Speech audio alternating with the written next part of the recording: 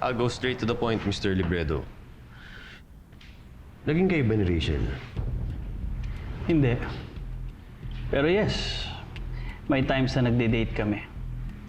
Sinabi ko noon na hindi dahil nga complicated ang relationship status namin.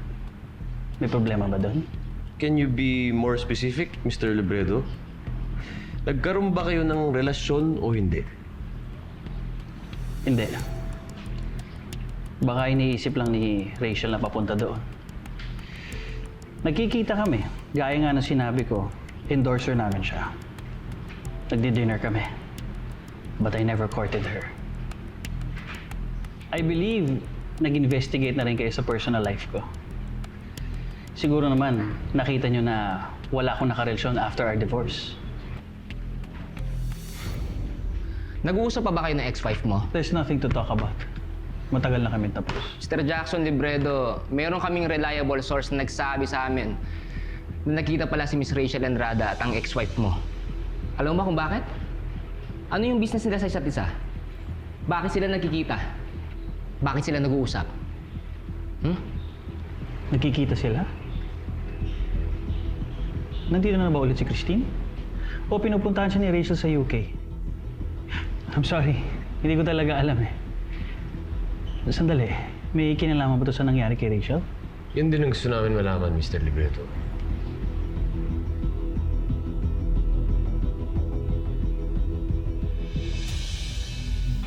Ba't pinatawag na naman si Jackson ng detective? May kinalaman na naman ba ito kay Rachel Andrada? I'll talk to Jackson later. Alam mo naman ayaw ito nagdami sa mga ganitong iskandalo.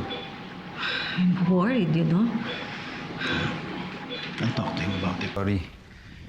Hindi ko naman nakalain na gagawin yun ng kapatid mo eh. Pasensya na talaga. Don't worry. I'm not taking it personally against you. Ginawa mo naman na maayos ang trabaho mo eh.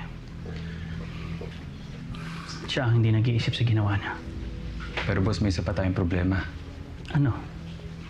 Parang nakita ako ni Winston eh. Boss, hindi ko naman alam na darating siya dun sa may shooting. Kung nakita niya ako, baka makilala niya ako at maikonnecta niya ako sa inyo. Ano naman nalalaman ni Winston? Hindi naman, gwapo-gwapo pa rin na anak natin kahit may bandage, oh. Well. Mana Of course, yes, sa mommy. Oy, kaya, long time no see. Jackson, look! Look at your brother. Okay na siya. Kailan ka nagising? Pagdating namin kanina, gising na eh. You okay, Winston? Well, nahilo lang ng konti after the operation. O, Doc, hindi niyo ba tinanggal yung buho ko after your cranial... Craniotomy. Yeah? And no, we did not shave your head. So guwapings pa rin ako, Of course, Yeah. of course. Thanks, Doc. Yeah, please excuse me. Yes, thank you. Pero bakit di mo naalala yung araw na naaksidente ka?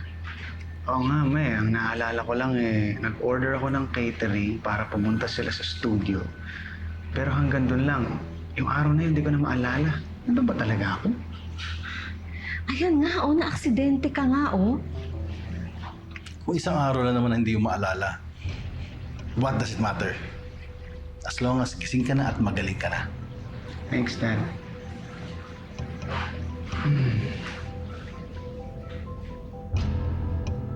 Bakit pinatawag ka na naman ng detective? Tukol na naman ba kay Rachel yan? Bakit ba lagi tinadawit ka sa kasong yan? Alam mo naman na ayaw ko madadawit ang pangalan natin sa mga eskandalo. Don't worry, Dad. Nilinaw ko na sa kanila na hindi kami nagde-date ni Rachel. And that should be the last thing that they would call me for interrogation. You better make sure. Alam mo nang wala na ang kuya niyo. Sa'yo ko na ipapasa lahat. You'd better not make any mistakes. Yes, Dad. Alam ko naman yan eh.